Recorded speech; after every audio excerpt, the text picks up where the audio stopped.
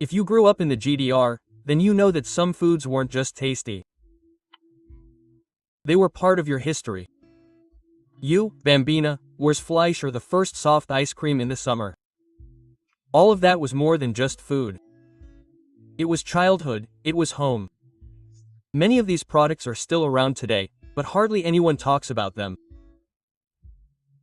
In this video, we'll bring you back to the 20 cult foods that preserved an entire attitude to life and why you definitely won't forget them. Zeddy Bambina, that wasn't a candy bar, that was magic wrapped in red paper. Whoever had it in their lunchbox was king in the schoolyard. Caramel so soft it melted on your tongue, hazelnuts that crackled like little fireworks at the first bite, and then that chocolate. Not too sweet, not too heavy, just perfect. In the GDR, Bambina was more than just a treat. It was a reward, a comfort, and a little luxury all at once. Many shared it, some hid it, and everyone loved it. Whoever ate it was completely at one with themselves for a moment. Today, it is available again, but back then it tasted of home, of security, of childhood. Z Bambina, a piece of heart in chocolate form. Papajinkuchen was not a cake. It was a firework on the baking sheet, colorful, courageous, full of life. Green, pink, yellow, every color a promise. Baked with jelly, imagination, and a lot of heart. Whoever cut into it heard children laughing. Whoever ate it tasted birthday, school, community. It was the cake that every grandma could make, that every child loved. And when powdered sugar was put on it, it was clear that it was time for a celebration. The aroma wafted through the apartment, the oven was warm, and everyone was already queuing up with small plates in their hands. Papajinkuchen was pure GDR, simply made, with a big impact. It showed that you don't need exotic superfoods to bake joy, just dough, color, and love. And there was more than enough of that in every kitchen. The Schlägersystafel was no ordinary chocolate. It was the unsung heroine of the confectionery department. It melted in your mouth like a little break from everyday life, slightly creamy, with a gentle cocoa note. For many, it was the first sweet that you were allowed to enjoy all by yourself. At the cinema, on the way home from school, while watching Sunday TV with the family. It lay on the shelf, waiting for a special moment. And whoever tried it knew that you don't need excess to experience pleasure. The GDR knew how to enjoy without great expense, with attention to detail, with a sense of the essentials. The Schlägersystafel was exactly that, and it remains a silent monument to this attitude to this day. Cook was different, and that's exactly what made it unforgettable. Nekabro, cocoa glaze, sugar, no chocolate, but a taste that immediately comes back to you when you just think about it. Crumbly, sweet, a little rough, not a bar off the shelf, but a real GDR original. And then the best part, the collector's card. Animals, fairy tales, technology. Anyone who bought crackers also collected a little piece of the world in their school bag at the kiosk on the way home. Crack was included. It was a snack with character, with quirks, with soul. Craig didn't try to be anyone else. It was proud of what it was. Anyone who understood that knows. That's what everyday life with attitude tasted like. That's what the GDR tasted like. Fefi, that was fresh attitude.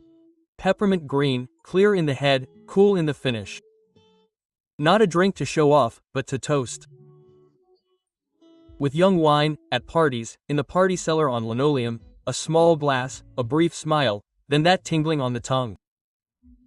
For many, Fefi was the first sip of freedom. Green like hope, sweet like the moment. It stood in every cupboard next to Goldbrand and cognac from the Consum. But Fefi was different. Uncomplicated, honest. A drink that brings people together, young and old, shy and courageous. Today, it's celebrating its comeback in pubs and at festivals. But those who knew it back then can taste more than just mint. They can taste the music, the voices, life, and a smile. That's what Prost Fefi is all about.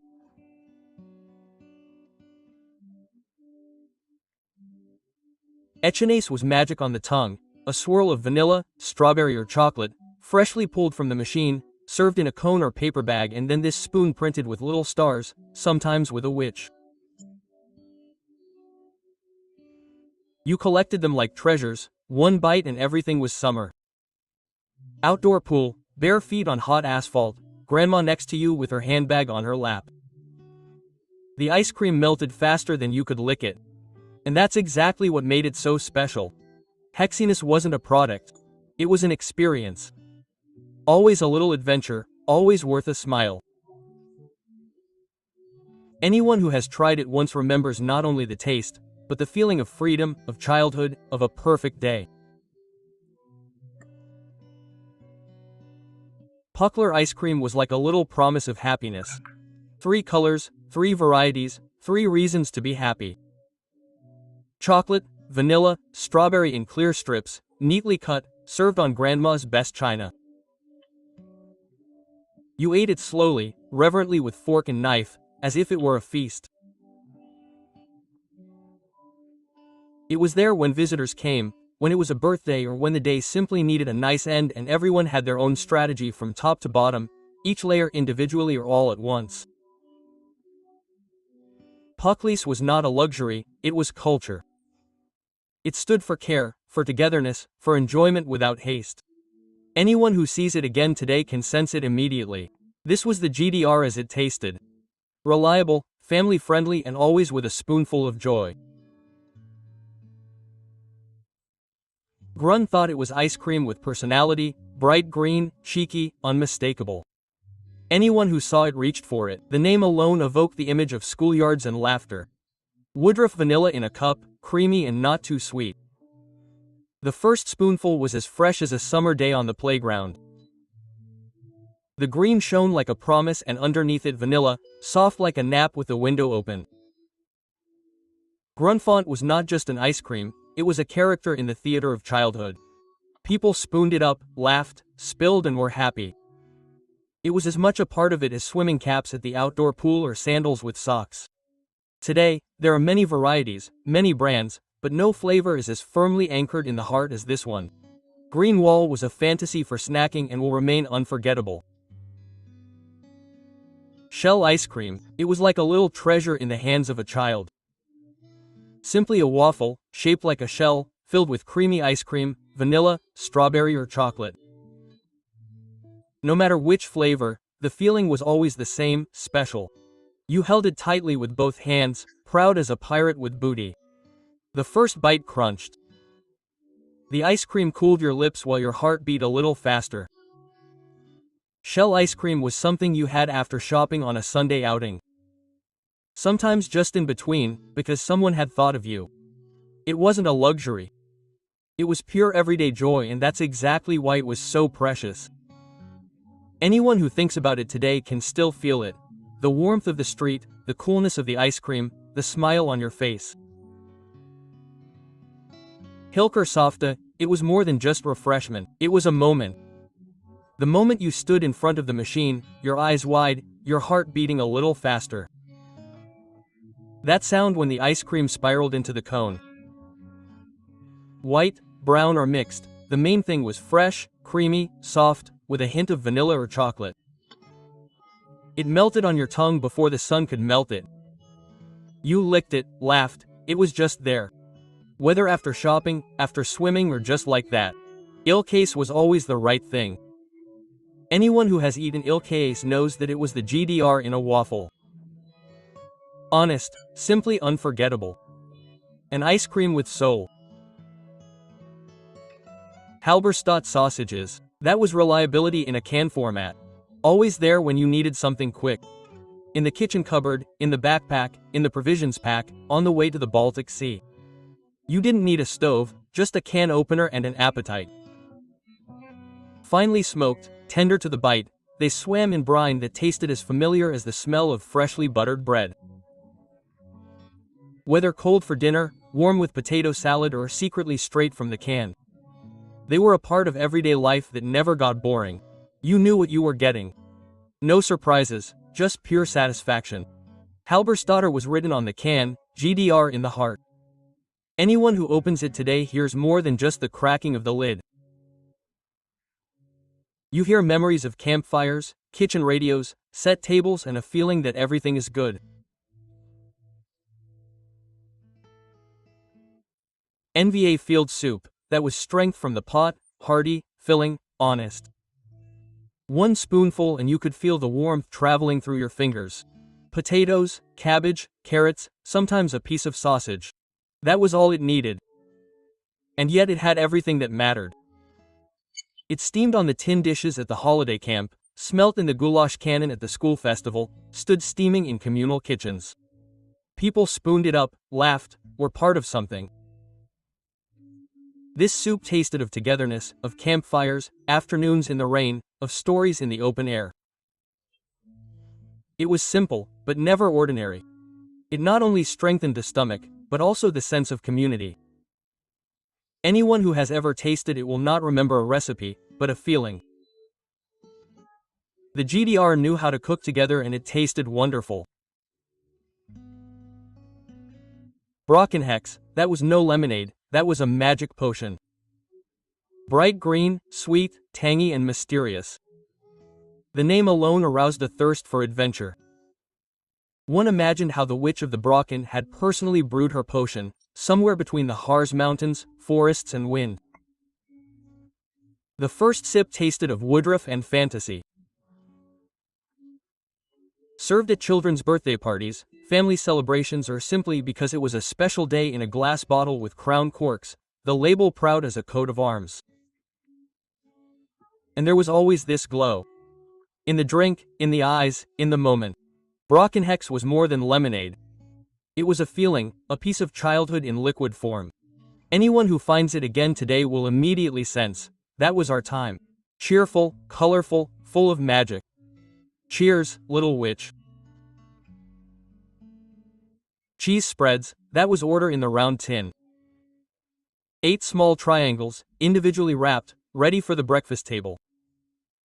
You carefully pulled on the silver flap, opened it up and had your own piece of cheese happiness. It was creamy reliability, mild, spreadable, honest, on rusks, bread or on its own. The main thing was that you were allowed to make it yourself. For many children, this was the first step towards independence, their own corner without any help, and in the background the cost steamed. The corners were small, but they were part of the great GDR breakfast world. Practical, well thought out, suitable for families. Anyone who sees them today can still hear the crackling of the foil and tastes the sundae with peace, with time, with togetherness. A cheese corner, a piece of childhood. Big Kipper's paste. This was fish for the people. Smoky, spicy, honest, straight from the tube, pressed onto bread, with onion rings, pickled gherkins or simply on its own. Anyone who has tried it knows how deep flavor can taste. It was as much a part of dinner as the bread knife and the radio on the windowsill. The smell was like a stroll through the fish market. The moment the lid popped open and you knew it was going to be hearty. Fathers swore by it. Grandmas always had a spare in the pantry and children, who were brave and eventually really liked it. Kipper's paste was pure GDR, practical, wholesome, unmistakable. Anyone who cut it open knew that this was not a snack, this was a way of life. Straight from the tube.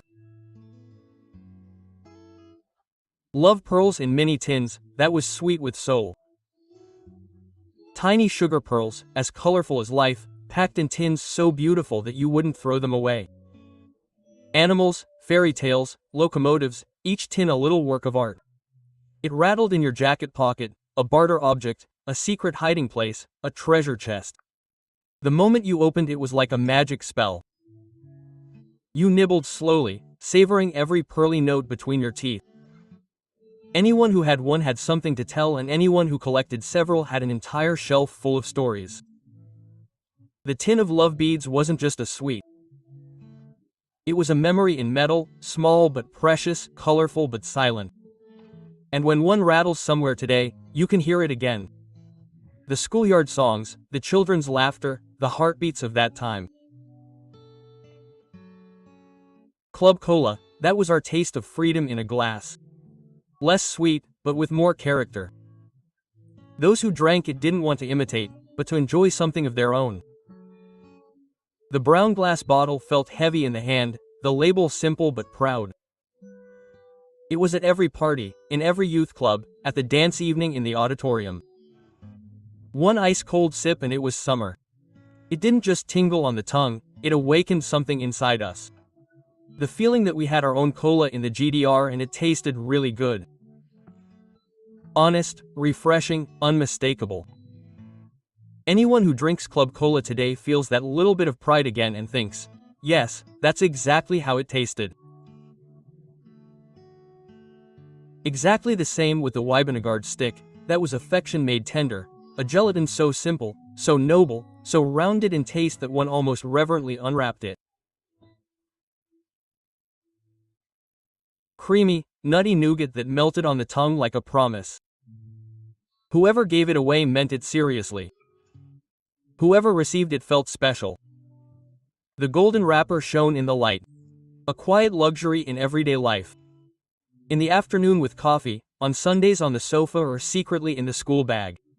The Wibba was always a little celebration. It was as much a part of the GDR as good china. Not a loudspeaker, but a whisper of taste. And to this day it is clear that anyone who has ever tried a Wibba will never forget that moment. Bausner mustard, that was not just a condiment, it was home in a glass, mild, creamy, with just the right touch of spiciness.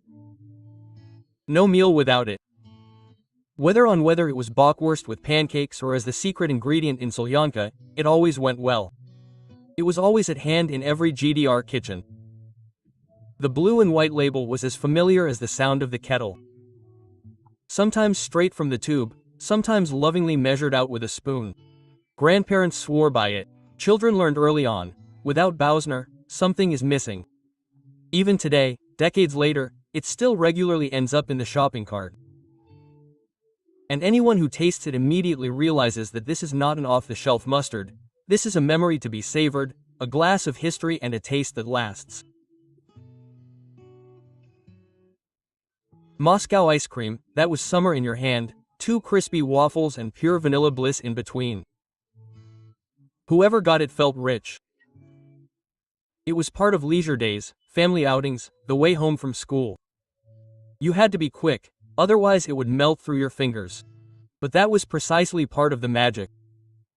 It was honest, without frills, no coloring, no caramel, no frills, just ice cream and love. The name sounded grand, but the experience was very close. You held it tight all the way inside and for a brief moment everything was light. Moscow ice cream was not a luxury. It was better. It was a memory in vanilla.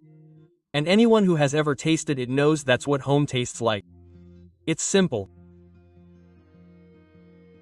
And how many of these delicious bites did you recognize?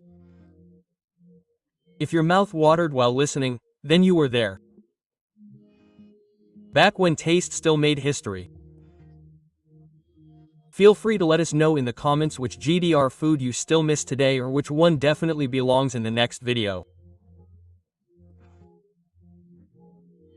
And if you're interested in more culinary journeys through time, then subscribe, click on the bell and join us next time, because memories simply taste better when you share them. Not.